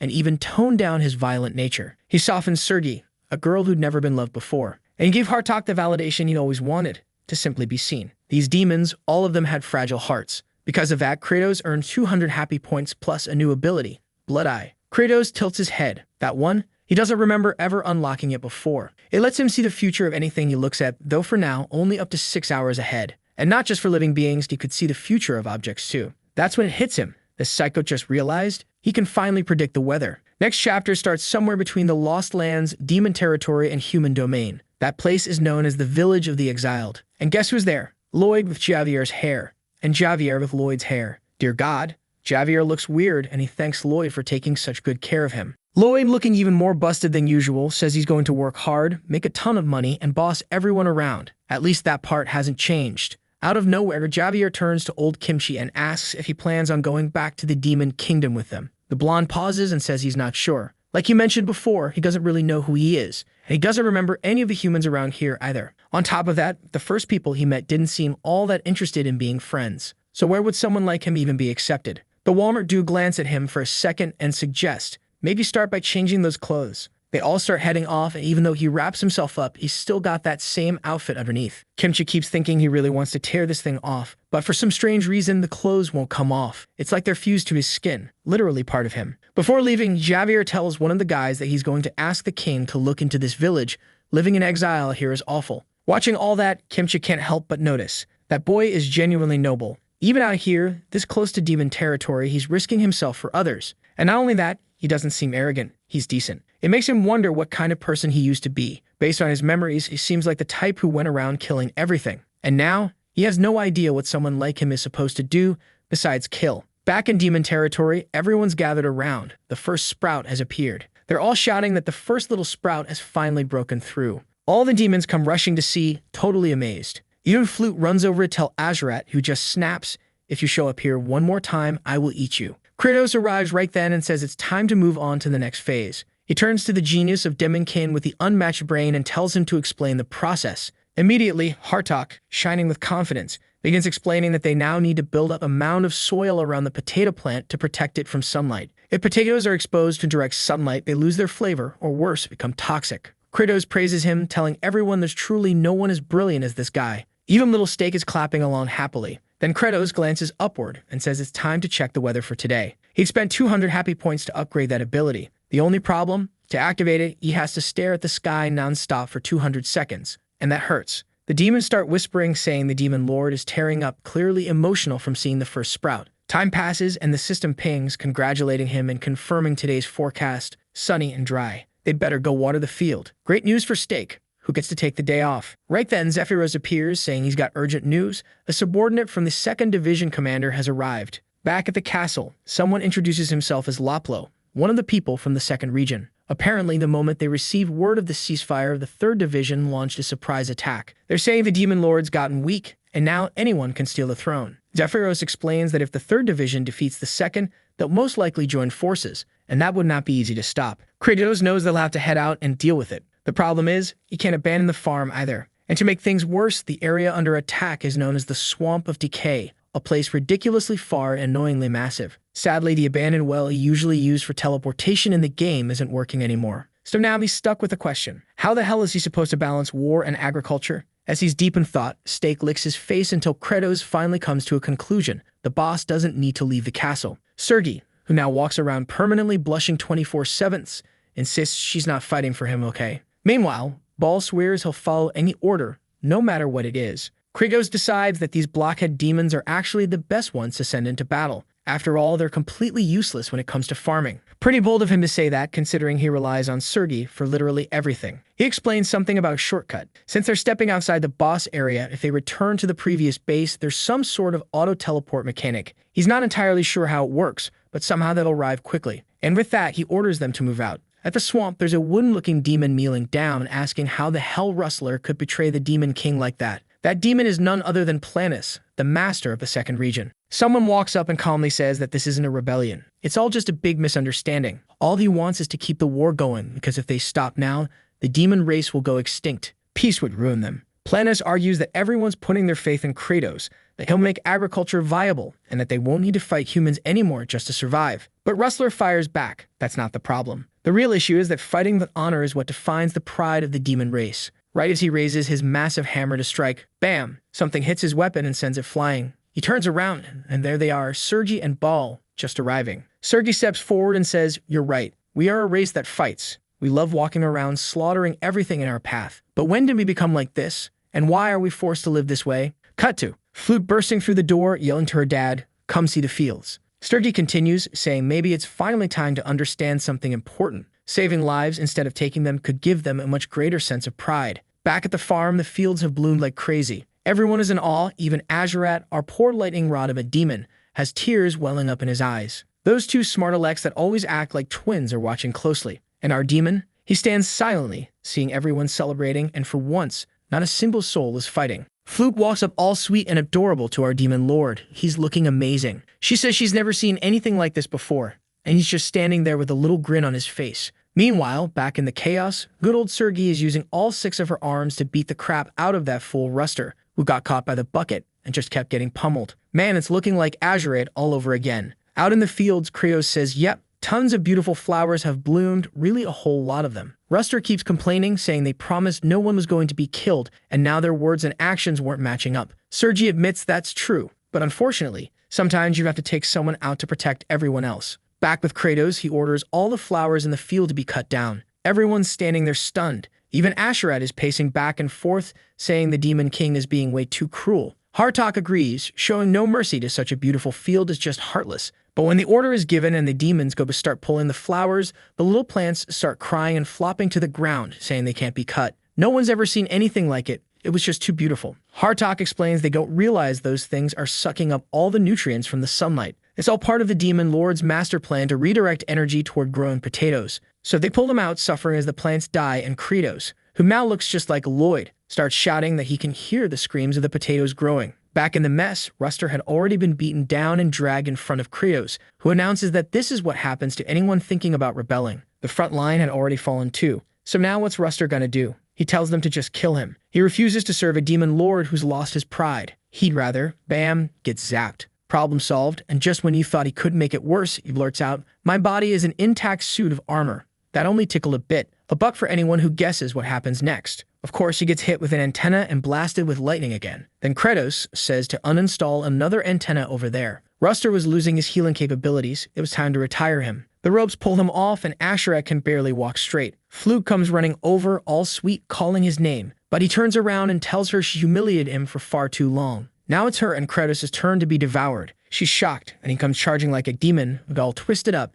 and just collapses like a fool. He hasn't been able to walk properly in forever, so he's got no strength left. Bale tells him to quit using those big dramatic words like he's still the same guy as before. He picks him up in his arms while Azurite is screaming not to carry him like a little princess. And weirdly enough, he ends up being carried in with a blanket over his back, real peculiar. Bale announces that it's an order from the Demon King and he's going to be like that for a while. Strangely, the guy's blushing, muttering that he's not going to forgive this disgrace. Asura gets taken away while Kratos is thinking back to when they all looked at him with that cursed eye and saw he be paralyzed for 6 hours and unable to walk, so all's good. Then he announces to everyone that the harvest is coming up and they need to speed things up. With Sergi and her 6 arms, cutting the plants was a breeze. Hartok was using his mist storm to water everything. The autumn harvest wasn't far off. The only downside was that their rations were running out. Even though demons are used to starving, you could tell their efficiency was starting to drop. That's when Laplo shows up again, saying that Master Planus came to express his gratitude for being saved. Krios raises an eyebrow, asking what gratitude he's talking about, and the demon just looks confused. Strangely, the protagonist is staring daggers at him while the tree just stands there not getting it. But Kratos is pissed because the idiot came to say thank you and didn't bring a single gift. Then Laplo says they're gathering up the third master's subordinates and will send some workers soon. Kratos is standing there thinking the potatoes are growing well. Soon there will be a big harvest, and I need to profit a lot from this. He wants to see everyone's stuff full before anything else. But the question remains, why did he even start farming in the first place? He doesn't even remember anymore. Laplo asks if he can call in the troops, and Kratos tells him to hurry up. He remembers that the third guy was one of the weakest and least developed of the bunch. Looks like they really admired strength, but still stayed loyal to Kratos, even though he wasn't all that powerful. But here's a key detail. They all looked like trees and plants, so maybe that'll help with agriculture. As he walked around, Laplo could feel it. That soil was insanely fertile. It was packed with nutrients he'd never experienced back in that decaying swamp. When he was just a little sprout, the soil he grew up in had nothing. But this land, cultivated by Kratos, was something else entirely. He says he can feel himself growing strong, then slams into the wall and plants his roots, declaring that now he's going to become the Demon Lord. Oh boy, he's definitely asking to be chopped down. Next chapter, the blazing sun rises and Kratos orders everyone to get ready for training. The guys are there throwing their arms up to the other side, yelling a bunch of bams. Not sure what that is. Might be some kind of Korean army drill, who knows. Kratos is training them to respond quickly at commands, especially surprise ones. Out of nowhere, he yells for everyone to roll left. They do it perfectly. Roll right. They nail that too. Then Bale shows up with bad news. Something awful just happened. All the potatoes had turned yellow. When they arrive at the fields, everything looks dead. Seeing it, Zephyros says he figured this would happen. It was impossible from the start. Sergi lowers her gaze and Hartok admits he doesn't know what went wrong. Not enough wind, not enough water, but then he starts blaming himself, calling himself a fool for ever thinking they could grow anything here. Then Kratos walks up without saying a word, kneels down, grabs one from the soil, and pulls. And that's when they see it, 5, maybe 6 massive potatoes. Hartok is completely lost. These ones were a paler color, but they were huge. Kratos just says, what can he say? The potatoes had awakened. They absorbed all the nutrients from the leaves as they grew, which is why the plants turned yellow. All he can tell everyone is that they did an amazing job. Everyone there was part of their birth. The group breathes deeply, and Bowl is visibly moved. Sometime later, lying in the most uncomfortable bed in the world, no blanket or anything, Kratos remembers talking about growing everyone together, just like what his grandma said when he cared for a plant and helped it grow. Sadly, not long after, the ambulance came and took her away. He rolls over, muttering that getting sentimental is nonsense. A cold, calculating person like him doesn't need to feel things like that. Soon, they have enough potatoes, but they couldn't let their guard down. If they relied only on potatoes, what happened to the Irish Empire could happen to them too. Apparently, there was an event where the soil suddenly stopped producing potatoes for no known reason, and everyone starved. We complain about our lives, but starving to death? That's something else. Everyone around you dying of hunger? Man, that's harsh. Kratos is deep in thought, realizing they'll need new seeds soon. But suddenly, the ground starts shaking. He wonders if the castle was built poorly. Then out of nowhere, the earth splits open and a bunch of roots burst up in front of him. He immediately yells, asking what the hell is going on. Back at the field, Flute is examining some leaves and sees they're kind of melting, disappearing into thin air. That shouldn't be happening. They're supposed to wither naturally, not vanish like they're being eaten. She instantly realizes something's wrong and starts digging. But when she pulls one out, there's no potato. She knows she has to tell the grown-ups. But when she looks toward the castle, it's completely surrounded by roots. And the worst part? Kratos is pinned down, completely immobilized by the Lord of the Third Region, who says that Lord Kratos was nothing more than a filthy little insect. Kratos recognizes him, Planus, who thanks him for the fertile soil and nutrients he provided. Thanks to Kratos, he was able to grow all of this. From a distance, Kratos immediately notices the entire field is empty and yells, demanding to know what that bastard did to their food. Planus replies that it's funny how he's angry, but really, what's someone like him gonna do? Then he yanks him to the side and slams him flat on his back. Kratos coughs up blood on the spot. Hartok rushes in, yelling for everyone to clear out, while Bull calls for the rest of the group, saying they need to help the Demon King. But Asura and Sergi say there's no point. He's way stronger than any of them. There's nothing they could do. That's when Bull reveals he knows the Demon King is actually weak. He figured it out back when he tried to pull himself up that cliff. He's seriously fragile now. The ground is crumbling all around them and Planus. This guy's enormous. He's opened a crater so massive that Kratos is just falling into the void. Shout out to Ball, who knew our guy was weak, but still didn't betray him. Right then, Zephyros recognizes Planus, who declares to all demons listening, Kratos is dead. He reminds them of the ancient laws of demonkind. Power rules, and from this moment on, he is the Demon Lord. Everyone better kneel before absolute strength. Hartok feels it immediately. This guy had absorbed every last bit of nutrient from the land. If Kratos really is dead, then this guy's definitely the most powerful now. And without a second thought, he kneels, thinking to himself that demons really are meant to follow overwhelming strength. Even Sergi and the whole crew are down on one knee. What else can they do? Zephyros looks completely stunned. Azuret turns to him, asking what he's waiting for. He should show some respect to the new lord. It's clear now. Zephyros is probably the most honest of the bunch, and even Kratos once said he was truly loyal. He kneels, but only half-heartedly, and he's trembling all over. Planus stands there, full of himself, acting like he owns the place. Zephyros is even crying at this point, and then, suddenly, we see Kratos talking to his mother. She asks if he wants to play hide and seek. He knows what this is that day and asks if it's a dream. Man, his mom, already skinny as could be, probably sick too, tells him she's going to close her eyes, count from 1 to 10, and try to find him. That's cold. After that, she probably disappeared for good, didn't she? Little Kratos starts counting to 10. Poor kid. Life really did him dirty. When he finishes counting, he says she can come out now. And there he is, crying his eyes out. I actually feel bad for our Demon King. The poor guy couldn't even hold it together in front of his own memory. Then the system chimes in, telling Jankil to wake up. He's passed out somewhere tangled in roots, wondering if that was his system message. He asks where he is and if he died. The system just tells him to move. That was the only way he was going to survive. Kratos tries to activate his quantum movement, but there's no space. He can't even shift a single centimeter. His hands won't move, and whatever little energy he has is being drained. So maybe to keep himself from blacking out, he starts counting. 1, 2, 3, 4, 5, up to 10, over and over again. Meanwhile, up top, Planus calls for the scribe to come forward. Zephyros steps up, and right away, Planus tells him to record this historic moment. He's to document everything that has happened and everything that's about to happen. Because from now on, demons will begin their invasion of the human race. Hartok's expression shifts instantly. They were back to square one. Back to living in constant war, killing each other like demons were always meant to. That's the quickest way to fill their bellies. So then, why was everyone so angry? Kratos keeps counting 1 to 10, but he can barely breathe anymore. And right then, Planus orders the demons to grab their weapons. They were heading to war. Zephyros hesitates, saying that marching out now is impossible. Of course, Planus shoots him a death glare, and everyone around him starts shaking in their boots. Zephyros explains that there's no way they can go to war when the only food they have left is a few potatoes, and the entire demon race is starving. That's not nearly enough provisions to support a march. Planus asks if he's always been this stupid, and then claims they actually do have enough supplies. Just then, he sends out a root that snatches Flute. Her father shouts out instantly, and Asura is locked on, watching. Planus says they've always had plenty of weak, useless demons lying around. That's always been the perfect food. Flute yells that they're not like that anymore. They didn't need to eat each other just to survive. Kratos had found a way out of this place, but Planus just stares her down and drops her straight into the abyss. Buried deep beneath all the roots, Kratos could feel his heart slowing down. The problem was, if he died, everyone would go back to starving again. So he uses the blood attack again to electrocute himself. He couldn't stand the thought of anyone else dying of hunger. With that, he throws his arm up and starts climbing, right through the earth itself. Meanwhile, Planus notices Asura had caught Flute in time. The Demon King keeps climbing upward, using his blood techniques to stay conscious.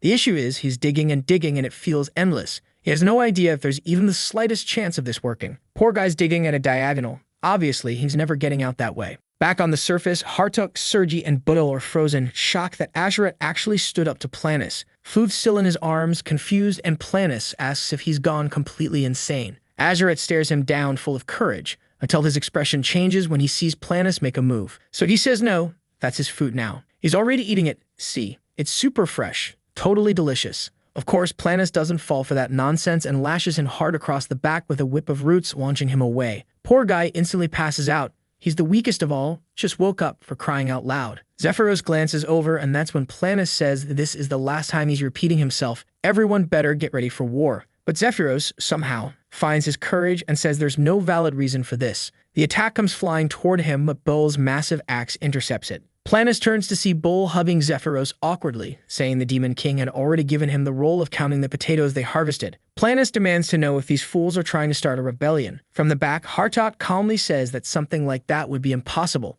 It's just that, instead of launching an invasion, Krigo's agriculture initiative had been far more efficient, and a much more logical command to follow. Then Serbi steps up and says she has a question. The previous Demon Lord had shown them a path where no one had to die. So why should they go to war? Planus is losing it now, flinging roots everywhere, shouting that he is the authority. He is authority itself. But they pushed back, saying that authority has to be justified. And now all the farming demons are shouting, claiming the true Demon Lord is Kratos. He's going to have to pay for the potatoes and everything he stole. Planus unleashes a storm of root attacks, but Hartok simply sweeps his arm to the side and raises a mist barrier. What the heck? Synchronization kicks in. Sergi jumps into Ball's hands and he launches her forward. She cuts through every root trunk in her way. She gets right up in Planus' face and says the first thing she's taking is his eye. But obviously, look at the size of this guy. He swings once and she drops all 6 swords. At the same time, he surrounds Ball, crushes Hartok, and declares that no one should dare challenge his authority. Everyone here will die and learn exactly what happens when they stand against him. Kratos is no longer the Demon Lord of this place.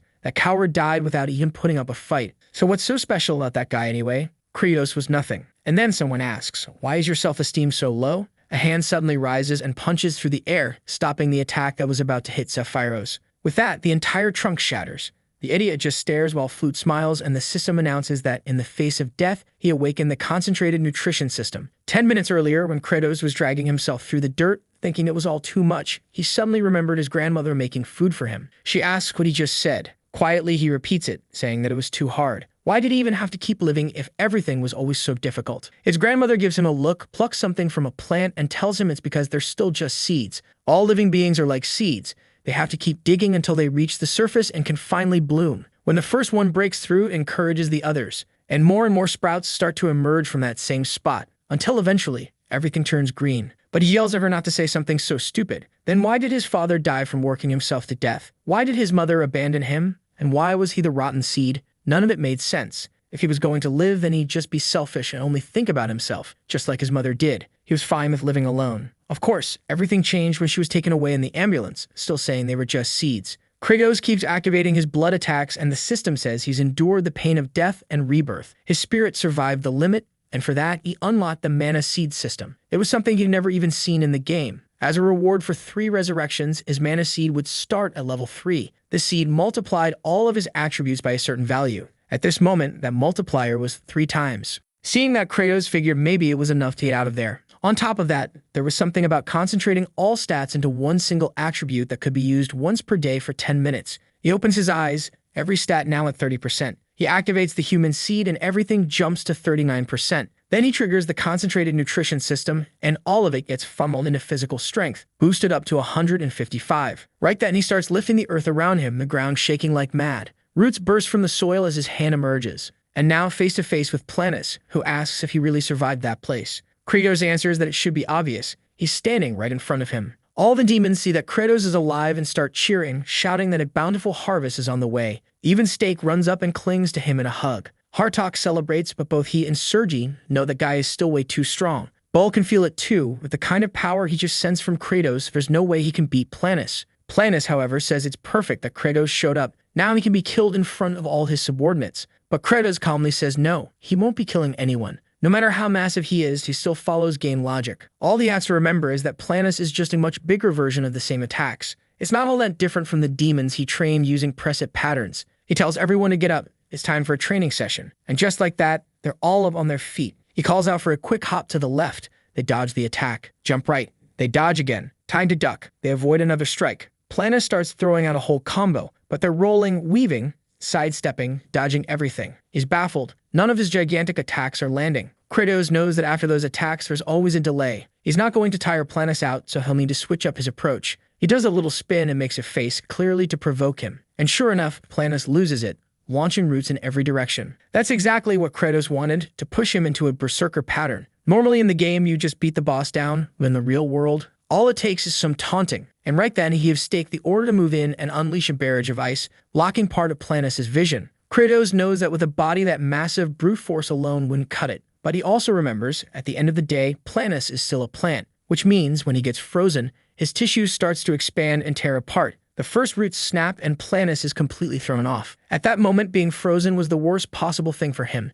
especially in a berserker state, where he basically end up destroying himself. Stake stumbles back to Kratos and grabs his arm, completely exhausted. Kratos praises his effort and tells Zephyros to take care of him. Then he crouches down and jumps up, shouting that he's going to finish this. He knew another weakness common to tree-type monsters, that big hollow cavity in the middle of their chest. He slams his fist right into it, and a crater explodes outward. Just as the monster starts falling apart, Kratos' concentration buff ends. Now he's falling through the air while Planus is staggering backward, eyes starting to roll up. Looks like he fainted. Zephyros wonders aloud if the monster is really dead, but something doesn't feel right. Kratos can still see the body, and normally monsters disappear when they're defeated. That's when he sees it, a second version of Planus appearing in front of him. Problem is, right now, Kratos can't move a muscle. And man, this thing shows up like a Megazord. All the demons flinch, and Planus explains that he absorbed an insane amount of nutrients. Even though he nearly died, he simply redirected the rest of that energy into another body. He approaches Kratos, declaring that now that he's become the demon lord, his mission is clear. He's going to drench the entire world in poison. Then he lunges at Kratos, telling him to die. But the game has changed. Bale charges in with his axe and lands a solid hit on Planus' neck.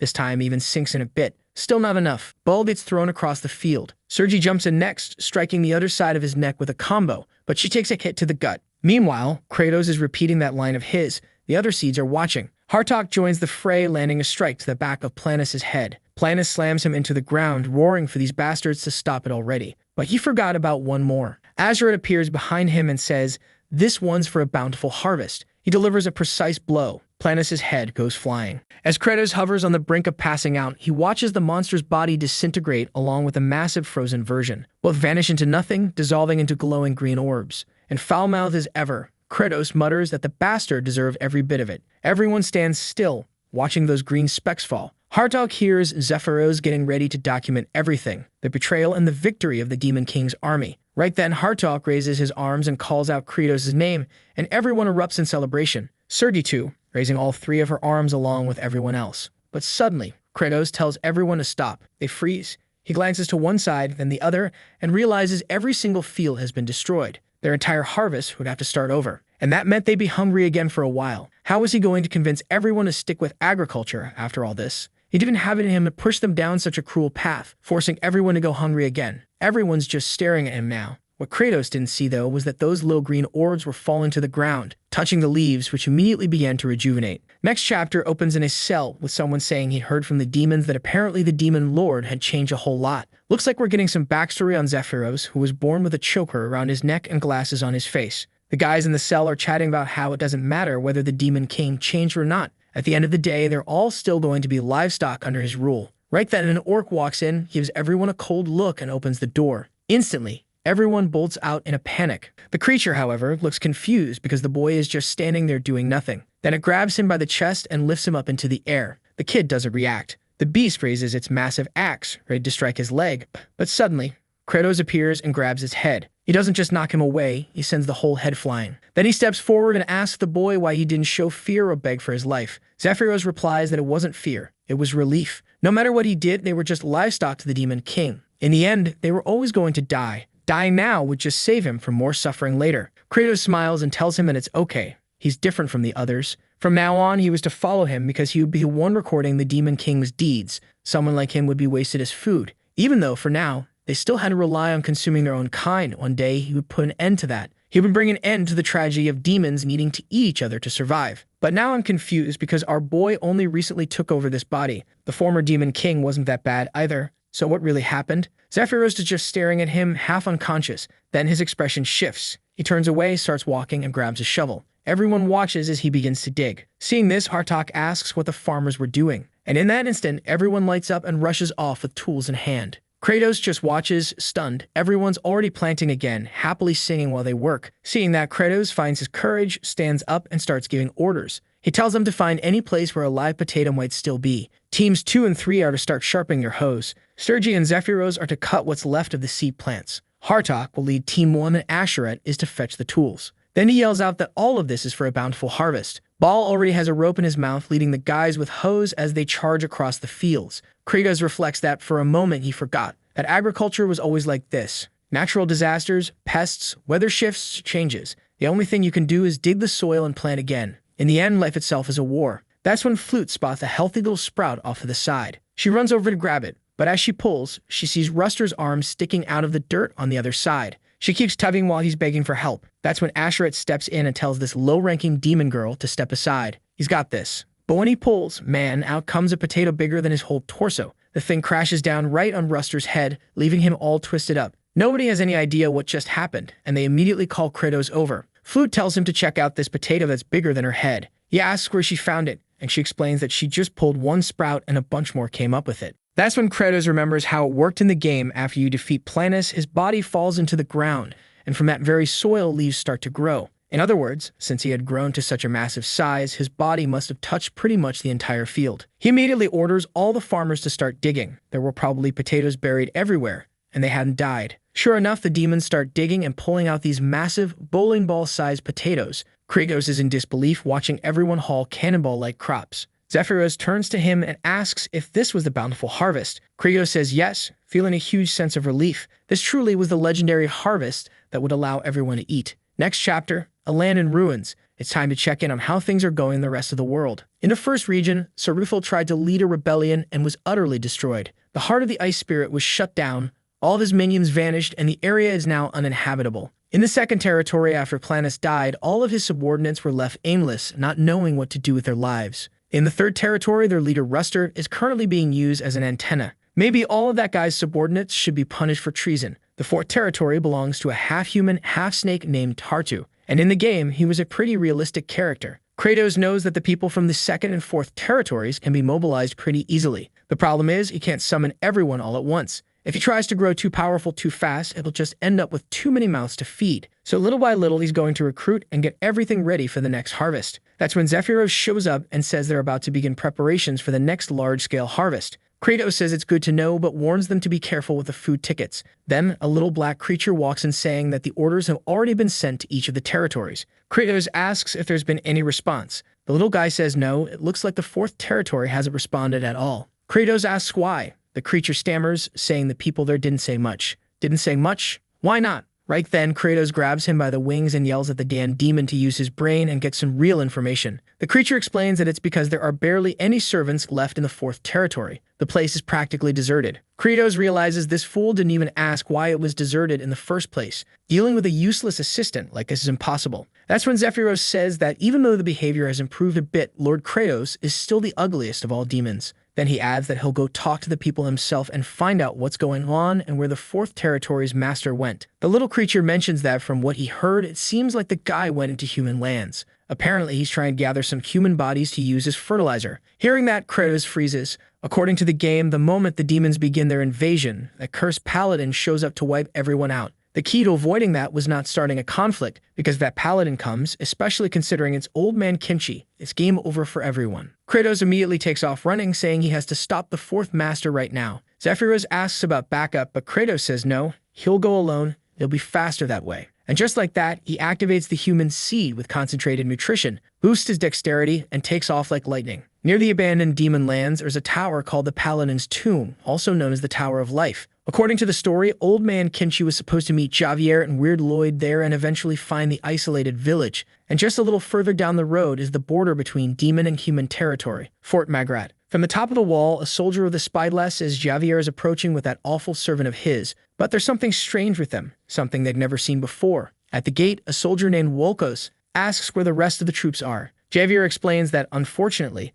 they ran into a monster horde and none of them made it out alive. They didn't even get close to demon territory. Wolkos lowers his head and says that exploring demon lands really is a tough special mission. Everyone who died was a great warrior. But for now, he tells them to go rest and recover. Javier and Lloyd walk past, but Wolkos blocks old man Kimchi, saying he can't go through. The two turn around and Kimchi gives him a look so intense that Wolkos instantly starts trembling. Javier, the knockoff Walmart version, pleads with him to let Kimchi pass. After all, this guy saved their lives. He's no threat. Then Lloyd steps in, hands in his pockets, and says that obviously this isn't going to be free, only to get slapped straight across the face and knocked to the ground. Wolkos tears into him, saying there's nothing worse than being born as his son. He brings nothing but an ugly face and a rotten heart. Poor guy is just lying there, wrecked. Was all that really necessary? Then Wolkos orders old man Kimchi to strip, warning that if he finds anything suspicious, he'll be executed on the spot. Obviously, Javier is totally caught off guard. There's no doubt that outfit was the most suspicious thing he could have been wearing.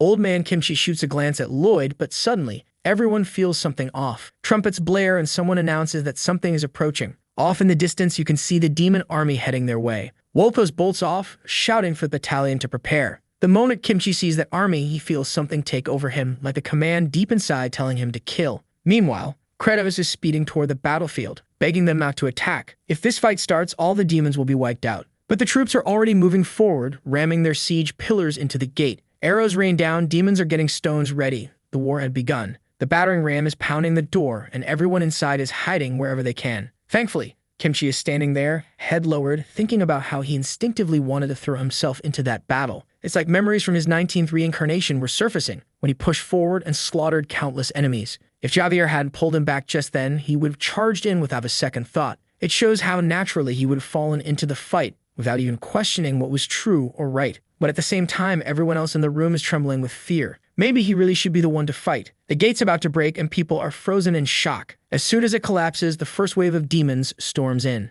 Tartu shouts for them to kill everyone and turn them into fertilizer. Wolkos orders the bridges to back be cut. Everyone was going to die there, but they had to at least stop the demons from reaching their homeland. And just like that, the bridge is blown up. Honestly, I thought Javier and the Wish version Lloyd would just show up for 10 seconds, but they're still going, so we're gonna have to rename these two. From now on, it's Javier and Lloyd, just so it's not the same. Javier hears the bridge go down and says, well, that's it. Lloyd adds that it basically means they're screwed. This is where they die, and he hasn't even gotten married yet. Javier tells him not to worry. He wasn't getting married even if they did survive. Lloyd says in the next life he's going to be born and noble and make Javier work his tail off. At least one of his wishes would come true. But just then, everyone clutches their heads as the first cobra-like demon breaks through the wall. It stretches its long arm, grabs a little girl who screams out for her mom. Javier wants to jump into action, while Kimchi just watches, and in one instant, the creature is vaporized. Javier lands with the girl in his arms, and obviously, it was Kimchi. Now it looks like he's finally joining the fight. He leaps straight at Tartu, landing face to face. Tartu's stunned to see this weirdo showing up like that, with his little heart-shaped wand. He's more confused by Kimchi's outfit than anything, like, what is this strange feeling he's getting? Kimchi calmly tells him to kneel down. He's not in the mood to fight. Tartu scoffs and tells him to cut the nonsense. Wearing that outfit and still try and give orders, he asks what Kimchi plans to do if he refuses. Kimchi simply replies, then your entire tribe will be wiped out. Tartu doesn't even hesitate. He ignores him completely and charges in with the first attack. As this is happening, Kimchi can only think, maybe this was the only choice. Fine, if this is his fate, then he'll accept it. He was born to kill demons. But just in time, our boy Kratos shows up and lands a flying kick to Tartu's neck. Kimchi is just left standing there, completely confused, while Tartu gets slammed into the ground. At that moment, Kratos turns his head and locks eyes with someone, and of all the places, it had to be this guy. Tartu tries to speak to the demon lord, but Kratos stomps on his face mid-sentence and starts beating the crap out of him. Kratos says, "You disobedient bastard. Why the hell are you invading the humans, you damn idiot? Shut your mouth, I'm gonna kill you." He glances back, sees that Kimchi isn't reacting, and immediately stomps on Tartu again, saying that trash like him shouldn't even exist. He's not even fit to fight. He should have just stayed in his territory, eating and living like the miserable coward he is instead of being selfish. As he keeps stomping, Kratos starts begging, pleading for Kimchi to forgive all of them. If that guy, level 9,999, were to go on the offensive, he'd wipe out every single demon. But that's when Kimchi says, "I know who you are. You're the demon lord, Kratos, right?" Kratos realizes that, yeah, looks like he's about to be the first to die. The rest of the troops nearby heard that demon lord comment. They're all trying to eavesdrop on the conversation, even if they're not standing close enough to catch everything. Kratos turns and asks, "Is that supposed to be some kind of system name, Kratos?"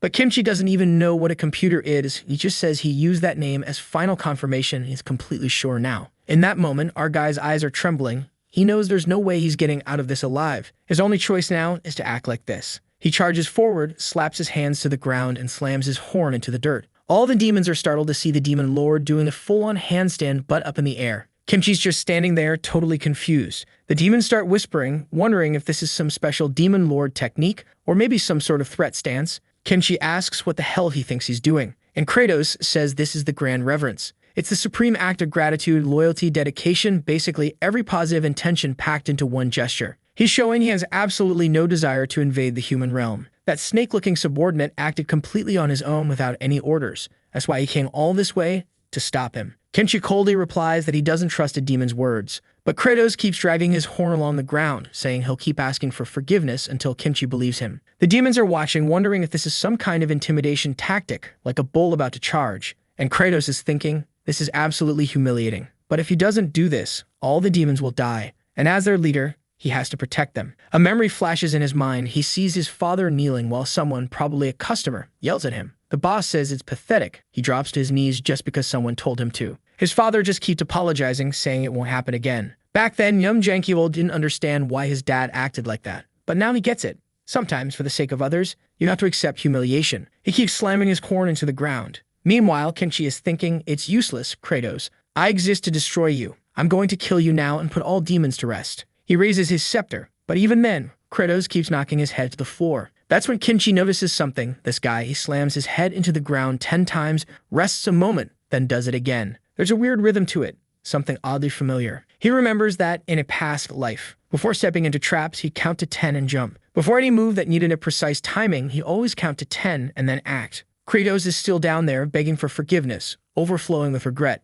Kimchi can tell, these words, this way of speaking, it's completely different from the real demon lord. And now he's wondering, why is this guy doing this in front of him? He finally tells him to stop. Kratos stands up and Kimchi tells him to get lost, because he's about to be killed. Right away, Kratos smiles, slings the lizard guy over his shoulder and says he's truly grateful. He'll be thankful for the rest of his life. Then he shouts, ordering the entire 4th Region's army to retreat immediately. The snake dudes are all confused, not sure what's going on. But hey, if the demon lord gave the order, they follow it. They all turn around and start heading back. The army marches past Kimchi, who's just standing there with his eyes closed. But of course, Tartu can't help himself. He sees Kimchi turned away, calls him a worthless worm, and charges at him. He goes in for an attack. Kratos yells at him not to do it, but it's already too late. With just a flick of his arm, Kimchi slices him clean in half, slamming him into the wall like he was nothing more than a bug. Blood splatters and Kratos starts trembling as Kimchi turns and stares at him. He knows there's no excuse now, but Kimchi says he understands that it wasn't Kratos' will,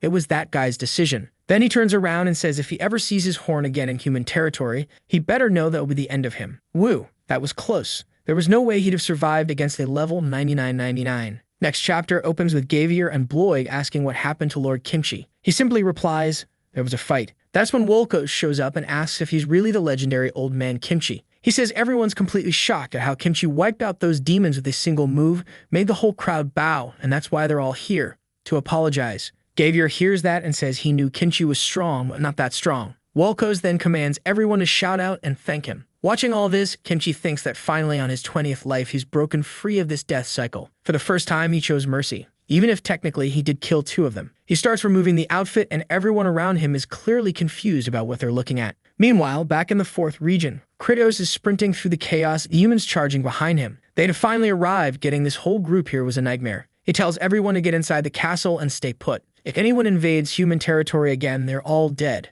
The demons try to explain it was an order, but he cuts them off. He doesn't care. No excuses. They're to stay put and keep still. The only issue now is that Kratos has no shortcut back. No teleport, nothing. He's stuck walking. And the place is massive. He spots one of the abandoned wells and says that if it worked, that'd be a miracle. Unfortunately, he'd already checked a bunch of them and none of them were functioning. All he wanted was a quick teleport, but those things won't activate unless you're a paladin. But then, bless the system, it kicks in. Because of his encounter with the paladin, the abandoned well system is now unlocked. Instantly, he's pulled into the well. Now, every well he's ever visited is activated, and the system asks where he wants to go. He immediately says to the castle, and boom, he's being transported. Over at the ruins, Asura and Flute are searching for some undamaged farming tools. When suddenly, out of nowhere, a blue light flashes from the ground, and Kratos explodes onto the scene right in front of her. Poor girl faints on the spot, just drops, out cold. Asura watches, and our guy finally shows up, only to throw up immediately. Then he throws himself forward to shield poor Flute, who was about to get drenched. Kratos wonders what just happened. He thought teleporting would be way more chill than this. As Flute rushes to help Asura, Kratos thinks even if it meant throwing up, it was totally worth it to skip the walk. Now he could finally get back to growing potatoes. Sometime later, he's looking up at the mountain. He says no matter how many times he sees it, the view is still incredible. But something's off. He can feel it. Something's wrong. He picks up one of the potatoes and says, wait a second. Starts tossing several others and says none of them have it. Zephyros asks what he's talking about. Kratos explains that none of the potatoes have sprouts. In other words, they're edible, but sterile, like old men who can't have kids. Back in his temporary castle, he says that no matter how huge these potatoes are, nothing new will grow from them. Hartok says it was probably some kind of unnatural change in the process that made the potatoes grow so big. Baal says they won't even be able to eat them. But Sergi cuts in to clarify. They can eat them, just not plant them. Kratos then says that either way, they couldn't rely on potatoes forever. They're extremely vulnerable to disease, and once one gets infected, the whole crop goes to waste. So regardless, they were going to have to start planting something else. Asura asks what could even grow in a place like this if not potatoes. Kratos answers nothing, but then adds that he knows a place filled with all kinds of seeds and the perfect conditions to grow countless things. Obviously, he's talking about human lands. Baal instantly gets hyped, shouting that invasion and looting were about to start all over again. But Sergi tells him to shut up. She knows full well that nobody hates war more than the Demon King himself. Kratos tells Zephyros to take charge of the construction efforts. Hartok would help out and oversee the farms. Meanwhile, he, Sergi, Baal, and Ashurat would go to human territory. They'd sell potatoes and use the money to buy seeds. All he had to make sure of was that he didn't run into the like on this video that helps Mamoru make more juicy content for his viewers, activate the cheeky little bell, and I'm out.